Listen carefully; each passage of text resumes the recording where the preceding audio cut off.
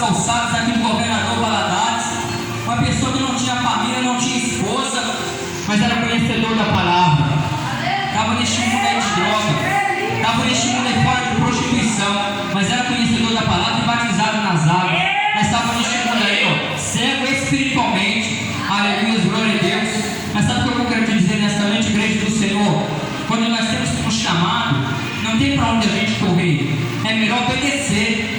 Não adianta, você pode correr para um lado, pode correr para o outro, que Jesus vai te pegar. Aleluia, glória a Deus. Não tem outro para onde você correr. Aleluia, glória a Deus. Espírito Santo de Deus, aleluia. Mas como eu sempre falo, igreja do Senhor, muitas vezes somos igual ao povo de Israel. Como assim, evangelista? Casa rebelde.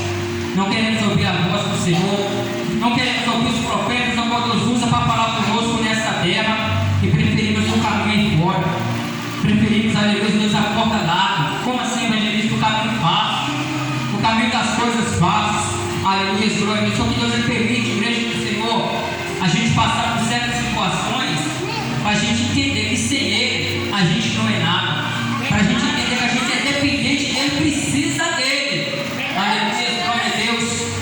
Porque Romanos 6,23 vai dizer: o salário do pecado é a morte, mas o dom gratuito de Deus é a vida eterna em Jesus Cristo. Aleluia, glória a Deus.